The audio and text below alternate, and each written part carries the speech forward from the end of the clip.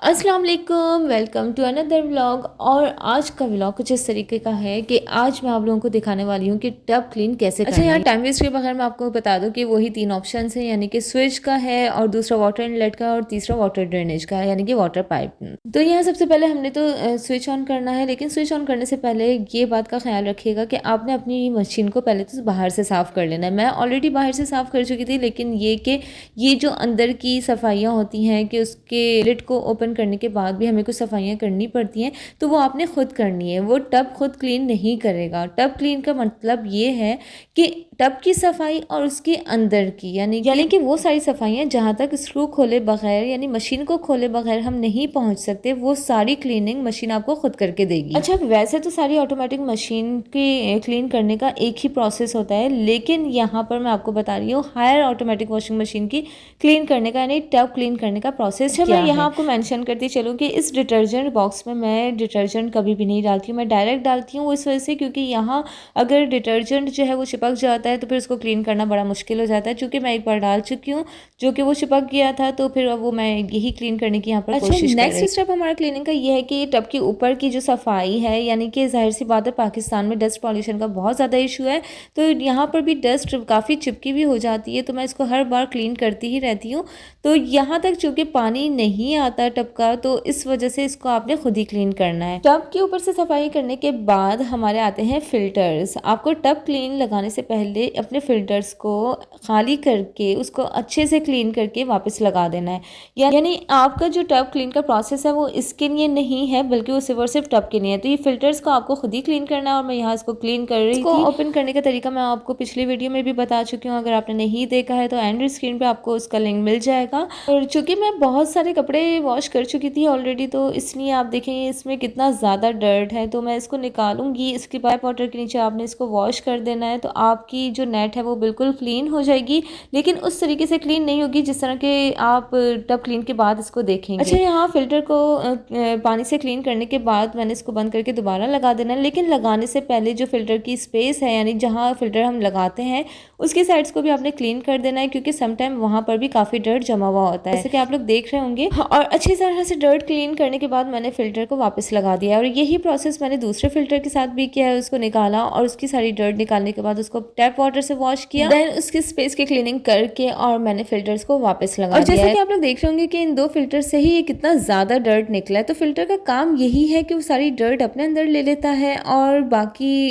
इस डर्ट को निकालने का काम हमारा है। ये टब क्लीन में क्लीन नहीं होती है। अब जबकि हमने बाहर की सारी सफाई कर ली है, तो अब हम टब क्लीन का प्रोसेस स्टार्ट करेंगे। लेकिन इससे पहले मैं यहाँ मेंशन करती चलूँ कि जितने ऑप्शंस आपको देख रहे हैं इसके बारे में मैं अपनी पिछली वीडियो में बता चुकी हूँ, जिसका लिंक मैं आपको एंड स्क्रीन में शो कर दूंगी। अच्छा, सबसे इंपॉर्टेंट ये कि टब क्लीन का प्रोसेस तकरीबन 10 to 12 आवर्स में कंप्लीट होता है। तो ये तो इसका 12 आवर्स लगा के आप इसके टब को अच्छे से क्लीन कर लें, और अगर आप ऐसा नहीं करना चाहते तो इसका ऑल्टरनेट ऑप्शन क्या है वो मैं आपको आगे चल के बताऊंगी। तो मेरी वीडियो को देखते रहिए, लेकिन अगर आपने चैनल को सब्सक्राइब नहीं किया तो मेरे चैनल को सब्सक्राइब कर लें, और वीडियो आप पसंद आने पर मेरी वीडियो को जरूर लाइक कीजिएगा। चलते हैं अब टब क्लीन के प्रोसेस की तरफ। तो यहाँ से आपने स्विच ऑन करने के बाद आपने पावर ऑन किया। पावर ऑन करने के बाद हमें ये सेट और प्रोग्राम के बटन को 2 से 3 सेकंड्स के लिए प्रेस करके रखना है। प्रेस करके रखने के ऊपर CH का ऑप्शन आ जाएगा। CH आ जाए तो इसका मतलब यह है कि आपका टब क्लीन का प्रोसेस स्टार्ट होने को है। इसमें हमें 3 फंक्शंस मिलेंगे, वॉश टाइम, रिंस टाइम और स्पिन टाइम। वॉश टाइम में वो इसी तरह से वॉश करेगा जिस तरह हमारे कपड़ों को वॉश करता है उसी तरह,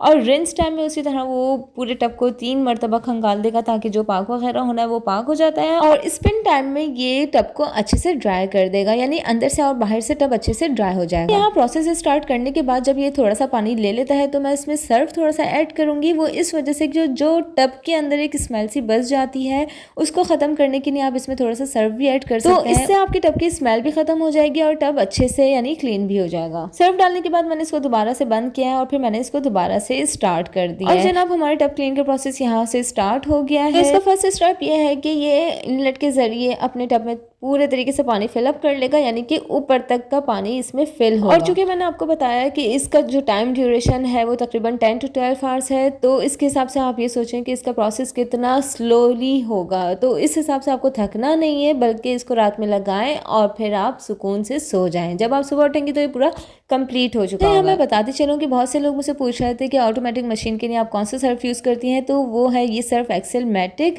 जो कि हायर वालों ने ही रिकमेंड किया है। तो ये सर्फ बहुत बेस्ट है, आप इस ऑटोमेटिक मशीन में ये भी वाला सर्फ यूज़ किया करें, इससे खुशबू भी अच्छी आ जाती है और ये आपकी मशीन के लिए भी बहुत बेस्ट है। और जनाब मशीन यहाँ पूरे तरीके से पानी ले चुकी है, यानी टब को ऊपर तक फिलअप कर चुकी है। लेकिन मैं आपको एक बार लिड ओपन करके दिखा दूँ कि पानी कहाँ तक फिलअप हुआ है और जो मैंने सर्फ लिया था उसके हिसाब से कितना झाग बना है।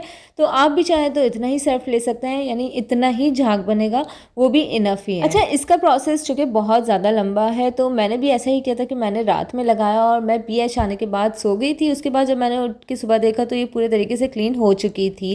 तो वर्बली मैं आपको ये बता दूं कि सीएच आता है, सीएच में ये इस तरह से वॉश टाइम लेता है, यानी कि जिस तरह से हमारे कपड़ों को धुलाई के लिए ये टब को घुमाता है, इसी तरह ये इस खाली टब को भी टब क्लीन करने में घुमाएगा 1 टाइम, फिर थोड़ा सा वेट करेगा, पानी उसी में रहने देगा और फिर दोबारा से घुमाएगा, फिर पानी उसी में रहने देगा, थोड़ा सा स्टॉप हो जाएगा और फिर दोबारा से इसको घुमा के, यानी ये प्रोसेस इसका 3 टाइम्स चलेगा। उसके बाद आ जाता है बीएच। बीएच आने के का मकसद ये है कि टब की इनर क्लीनिंग हो रही है, इनर क्लीनिंग में भी काफ़ी टाइम लेगा। उसके बाद वॉश टाइम कंप्लीट होने के बाद आ जाएगा रिंस टाइम में। रिंस टाइम में जैसा कि मैंने आपको बताया कि ये 3 टाइम्स इस टब को खंगालेगा, बिल्कुल उसी तरह जिस तरह हमारे कपड़ों को रिंस करता है 3 टाइम्स या 2 टाइम्स या 1 टाइम, जितने भी टाइम पे आप लगाते हैं वो करता है। लेकिन यहाँ पर ये ऑटोमेटिकली 3 टाइम्स लेगा।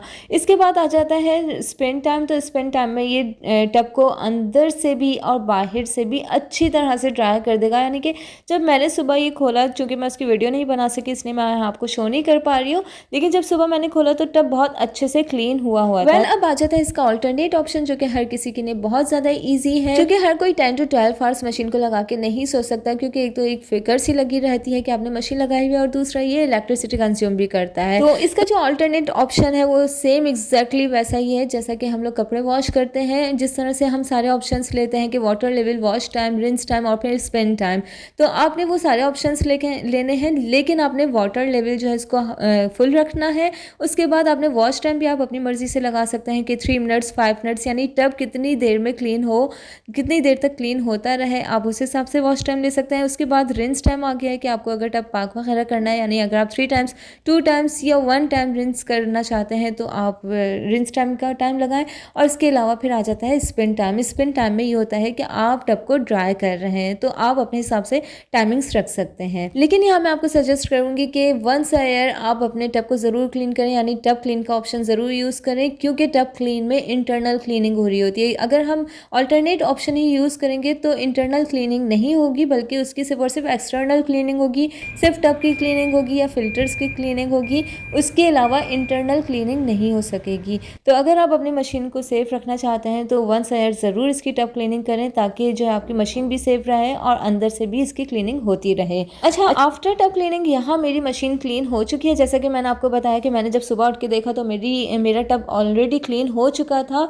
और देखिए आप कितनी, यानी एक शाइन सी है, बिल्कुल एक न्यू सा लुक आ रहा है। इनफैक्ट ये कि इसके फिल्टर्स इतने ज़्यादा क्लीन हुए थे कि मुझे लग रहा था कि जैसे बिल्कुल एक न्यू सा लुक दे रहे हो। जो इसके ब्लैक ब्लैक सारे ज़रात हैं अंदर, वो भी सब क्लीन हो चुके थे और एक वाइटनेस सी आ चुकी थी इसके फिल्टर के ऊपर, तो वो सब बहुत अच्छे से क्लीन हुआ। तो मुझे टब क्लीन का ऑप्शन भी बहुत बेस्ट लगा, लेकिन थोड़ा सा है टाइम कंज्यूमिंग, लेकिन आप इसको ज़रूर यूज़ करें। यहाँ हमारे टब क्लीन का प्रोसेस कंप्लीट हो चुका है, वो भी एक प्रूफ के साथ कि आपने देखा किस तरह से मेरा टब क्लीन हुआ, किस तरह से फिल्टर्स क्लीन हुआ। और यहाँ मैं स्विच ऑफ कर रही हूँ, इनलेट ऑफ कर रही हूँ, और इसके साथ ही आपने पाइप में से भी ज़रूर पानी निकाल लेना होता है, क्योंकि अगर हम पाइप में पानी छोड़ देंगे तो इससे हमारी मशीन ख़राब हो सकती है। तो इसको ज़रूर निकाल लिया करें ताकि आपकी मशीन हमेशा के लिए सेफ रहे। तो अगर आप लोगों को मेरा टब क्लीन का प्रोसेस समझ आ गया हो और आप मेरे साथ यहाँ तक आ गए हैं तो मेरी वीडियो को ज़रूर लाइक कीजिएगा। मिलते हैं नेक्स्ट व्लॉग में, अपना ख्याल रखिएगा। अल्लाह हाफिज़।